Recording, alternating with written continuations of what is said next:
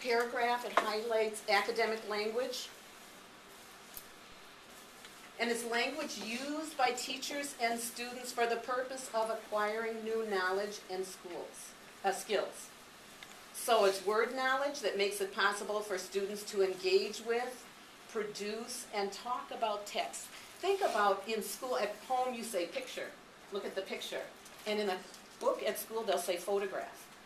Do the kids understand that that's the same thing? Which kids don't, and what am I going to do to make sure they do? Yes? Sorry, it is relevant. But I was talking in my class the other day and I said window, just simply window. And all of my students went, what? And I went, a window? And they're like, oh, Miss T, you mean a window?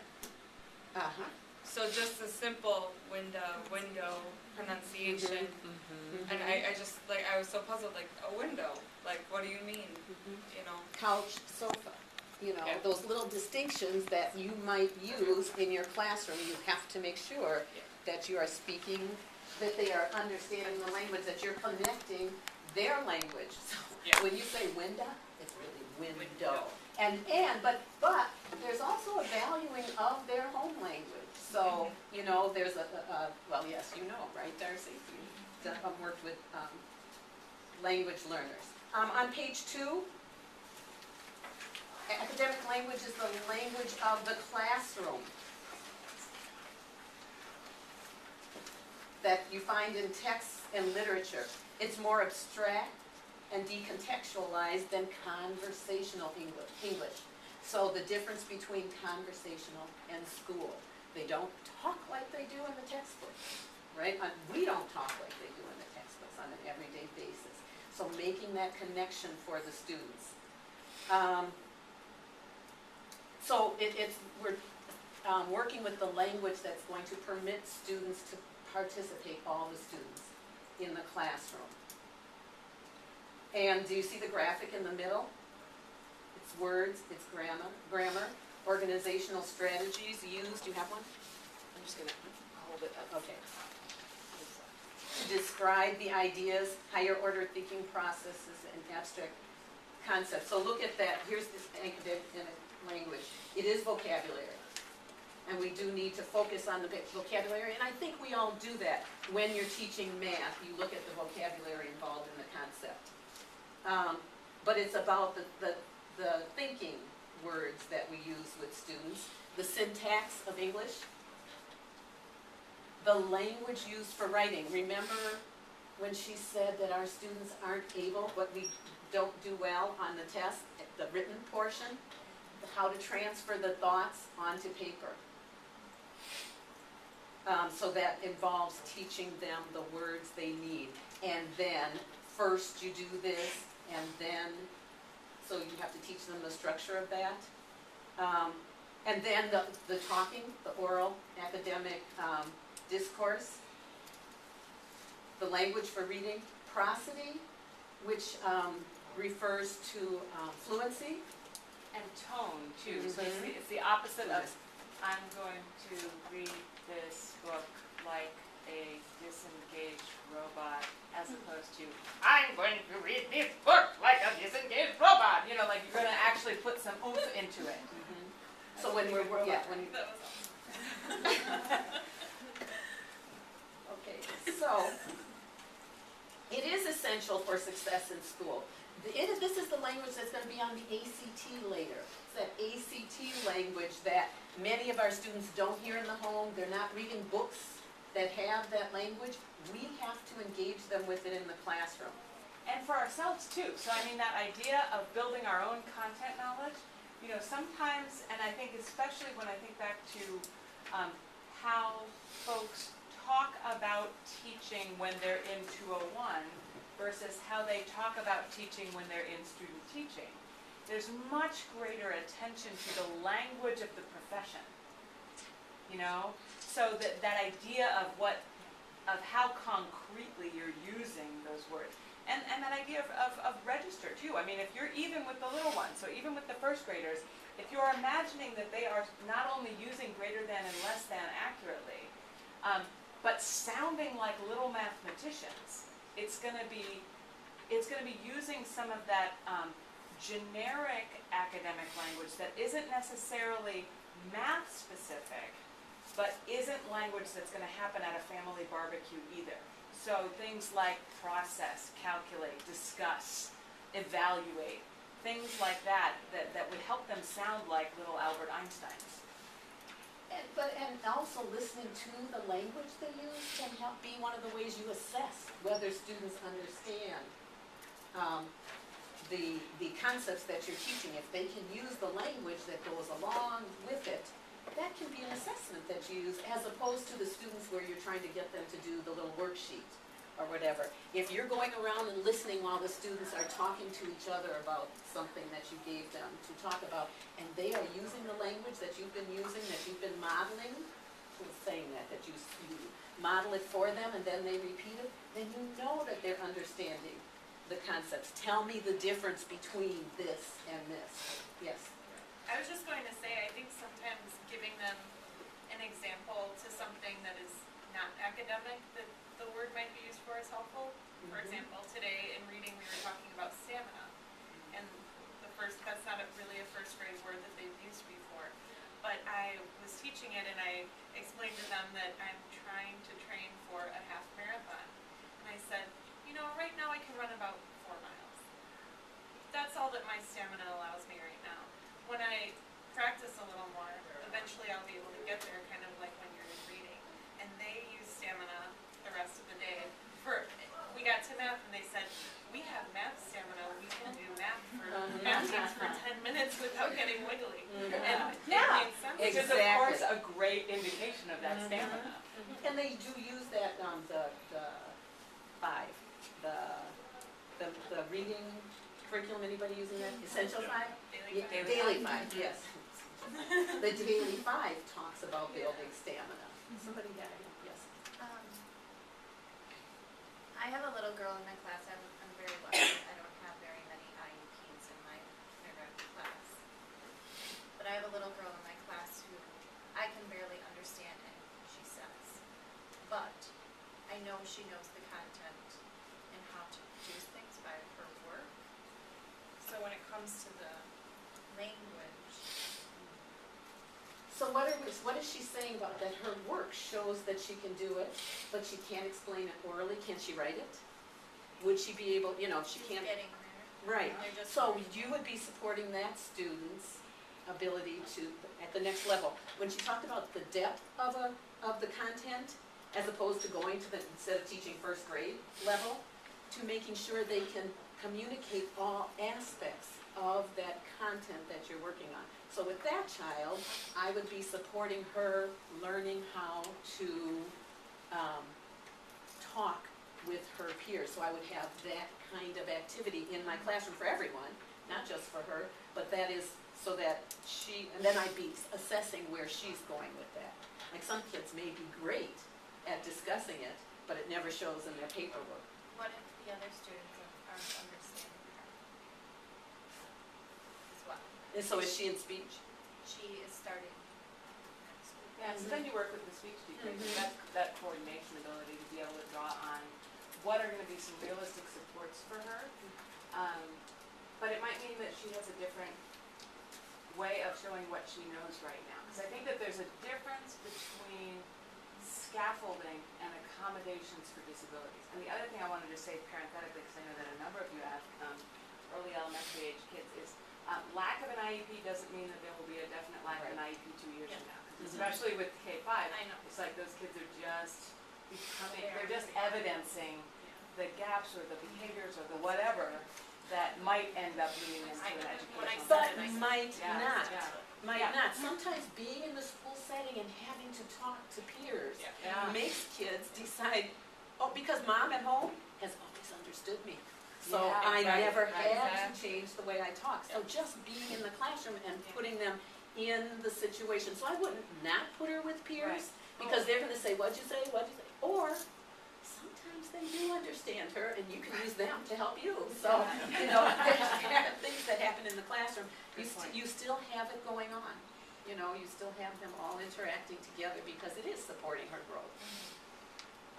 If you look on page 3, they talk about the different aspects of academic language, so it's the content words, the process and function words, like justify, or state in your own words, or summarize.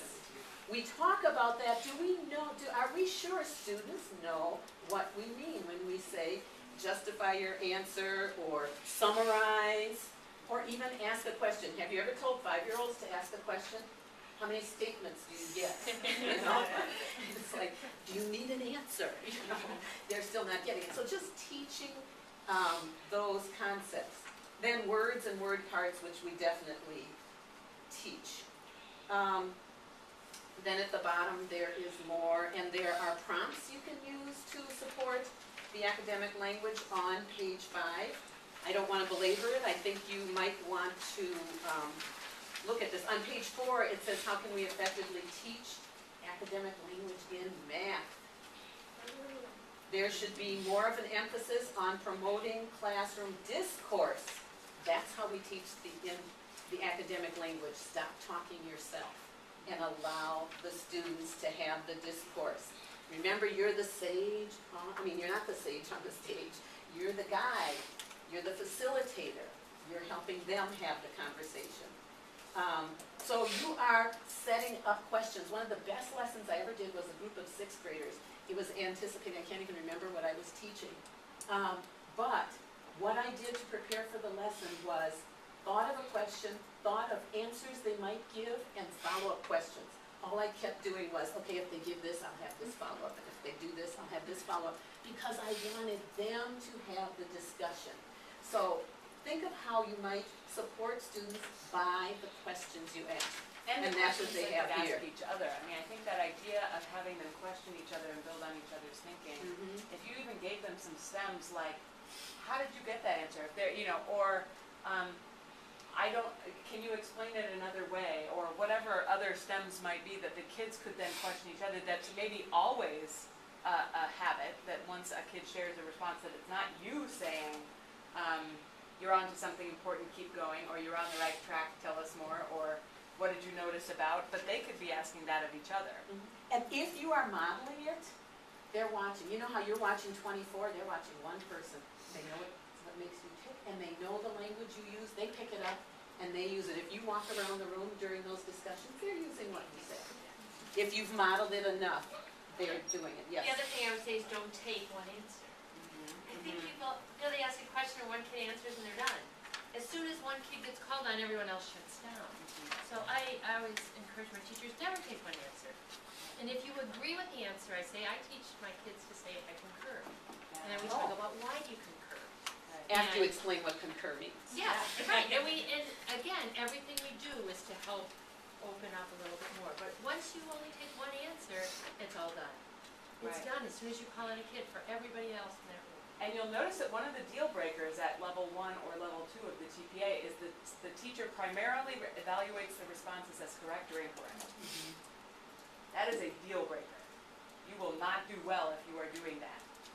So don't. And respond to their teaching, to their responses in different ways that open things up as opposed to closing it down. And in this little handout I gave you on page 5, they have ways. Should she have, what if that had not happened, or what if it were this? Kind of getting them to think a little past their original answers or their original response. So let's move away from that, and then let's look at, I want to broaden your perspective of who are language learners in your classroom. I think there's a number 4 at the bottom of this page, characteristics of students with, okay? So many of us have, who've been teaching for a while, thought of English language learners as limited English proficiency students. Just the ESL kids who came from another country, spoke another language in their house. But language learners, much broader than that. And I would suggest that every student in your class is a language learner. So that when you look at your context, you need to look at all the levels of language learning. So let's look at them. First, there are the immigrant English language learners. Successful in their schooling of their first language. They understand their first language well. They're born maybe outside of US, they attended schools someplace else, and then they've moved here. They act like students, they're highly motivated, and they learn English pretty quickly because they're good students. They just don't understand the language, so that's one level. Okay? That's the smallest group. Nowadays, we don't have a lot of children just coming over. It's probably about 5% of students. Then there's the immigrant English learners. They haven't attended school consistently for various reasons. Certainly not in their home country, and they've been pulled out of school because the family needed them at home to work, or because there were problems in their country, which is why they were pulled out of school, or there was upheaval in their towns. They lived in rural areas where there weren't teachers. And Darcy, were you in a place like that this summer? Is that the kind of school you were in? And regardless of their economic status in their home country, when they come here, they're locked into that lower socioeconomic standards. And they have a lot of problems because they have frequent absences, because the family may have to need them to stay at home and care for younger children. And so they have not only do they not know their language well because of the lack of schooling in their home country, or their parents' lack of schooling in their home country, but because of that, it's hard for them to learn English. They don't understand how language works. So if you don't understand how your own language works, it's kind of hard to make the transfer to English. They have poor study habits. Math is difficult for them, as well as the language, or the English, or the reading, because of their lack of experience with school. And sometimes they have learning disabilities because of inappropriate diagnosis in their home country, poor nutrition, whatever. Okay? And I would say the reverse is sometimes true. I had a student when I was teaching whose mother was from Panama, her dad was African American.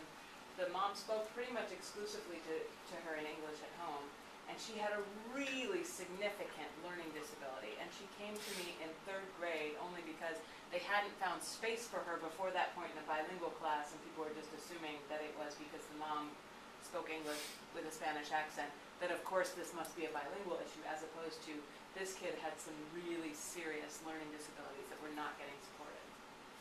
And speaking to her in Spanish was not going to solve them. And then we have U.S. students who are from the United States and schooled bilinguals is what they call them, right? They're born here, they have attended U.S. schools since kindergarten, they may speak English, and their home language at home. So they speak English, but then at home they go and they hear their home language. So they have like a melding of the two, right? They go between the two languages, like we kind of do. They often speak English fluently and could do things like rap or fast-paced rhyming talk. Their clothing and style often identify more with the U.S. than the home country, which causes problems sometimes at home. But when we look at their writing, we see many of the same types of errors as those of immigrant students. Okay, so they're not picking up on the language. Incorrect use of verbs, phonetic spelling. They're not literate in their first language, which causes problems in the second language. Okay, then there's the standard English learners, and this, I think, is a group that we forget about in schools. These are students born in the U.S., and their families have been here forever, for generations. However, they all speak a non-standard dialect of English. The largest groups are identified in this category are African American, Native American, Hawaiian Pacific Islanders, and 3rd and 4th generation Mexican Americans. Each of these groups speaks a dialect of English that finds logical, grammatical patterns like Black English. They're consistent with a grammatical pattern. from Western Africa. Students in these groups are found to benefit greatly from explicit instruction in mainstream American English and formal academic English structures. We forget that these students need support in learning the home language. You know, we kind of talk to them about being dual, being able to speak the street language and speak the King's English. That's how I used to explain it to the older students. In this classroom, we're going to use the King's English. When you're with your friends, you're going to speak the way we do with friends. Sometimes we would even have them write a letter to their friend and then rewrite it like they were writing it to the principal. What would you need to change? So that they could see how you change things from their language to the standard English. And again, in terms of honoring the home ways of speaking, there's not a wrong about the way somebody talks to their parents. And if you convey that message, that undoes a whole lot of collaborative work with the community that otherwise is going to really help you. And so that idea of making, even honoring and making explicit the features of, say, as Terry referred to, the African American vernacular English, which is very influenced by the languages of Western Africa, and have filtered, just as all immigrant languages in the United States, into the American diaspora. So you might find, for example, when I moved here, that there are features of Northern European accented English that are really evident in Milwaukee English. So that when people call, Milwaukee, and they talk about Tulsa, and my daughter Simone, and that kind of all, which is, that's not a Native American all, right? And so, I mean, that wasn't ancestrally here in the land. But I think, when you think about that, what are the phonemes, what are the features, what are the grammatical structures of the home languages, either ancestrally or, whatever, that you can make kids more aware that standard English is just a different set of rules. It's not more right, or it just has more power. And without explicitly teaching them that this means this. I remember in my early years of teaching, there was a little boy who would speak, the boy gots this, and the girl gots this, and I would work with him, and at the end of the day, he was saying, the boy has and the girl has, except the next day he'd come back saying again, it gots it, And what I did not do is teach him that when he says this gots this, it's the same. In the classroom, we're going to say this has. You know what I mean? So honor the home language and show the connections. Use their background. It's the basic teaching strategies we learn, using their background knowledge and making a connection for them. I did learn that a little too late for him. And then there are students who are proficient in the English language because they have parents at home like Desiree and her husband speaking not only the King's language, but very high levels of the King's English. How are you supporting them in your classroom? How are you supporting their academic language? So all our students have to be thought of as academic language learners, and we can implement some strategies in our classroom to support all those learners. If you look at that little graphic here, it gives ideas of things you can do in your classroom to support those learners.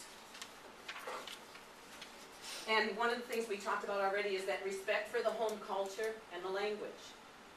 Right? Can you think of some examples of respect that you could do, even in math, that would show that you're respecting their home culture? Think about the topic that you're picking, maybe.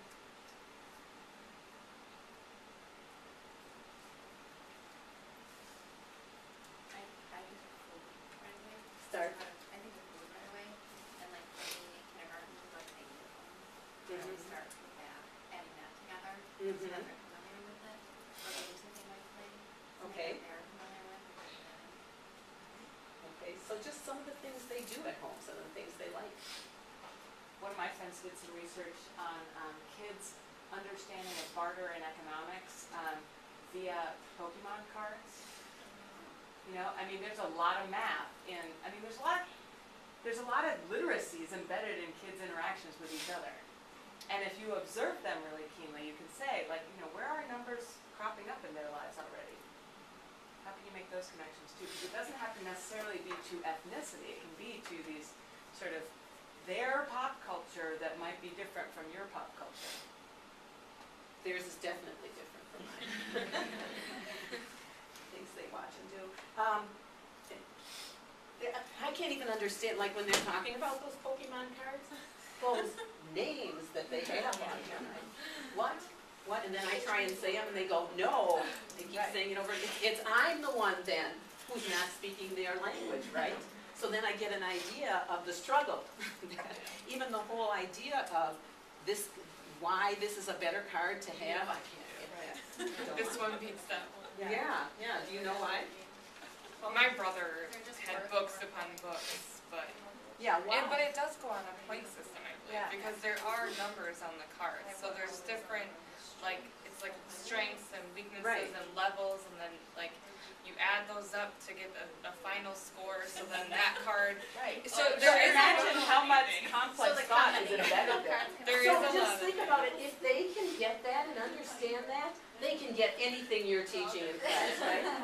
If you support them in the same way. I mean, I guess this goes along with it, but I can remember my field placement for ESL 2 years ago. There was a student there, his mom, and he had just came to the States and was only there for about 6 months. Can you talk a little louder? Yeah, for us up here. He wasn't talking, he was in the silent areas, and he wouldn't say anything. But the teacher that I was working with, she had a deck of cards for him. And they were learning how to add with deck of cards. And boy, did he know how to shuffle, he knew how to deal, little tiny. I mean, he was not even almost 5 years old. And Ready he for could Vegas. add. He knew how to do it, and that was part of him. I mean, obviously, he did it at home, but very interesting. So another way to speak with it. Right, and she made connections with him, right, with those cards, because that was something he knew about. And remember, some things have to be taught explicitly. Part of your instruction, so maybe for 5 minutes before you start your day, you do some formal teaching of some academic language or the vocabulary or something connected with your lesson, or go over it. So tell me the difference between blah and blah. Turn to your partner and talk about this, so that you have them using the language, and you can go around and listen and see if they're getting it, to see if you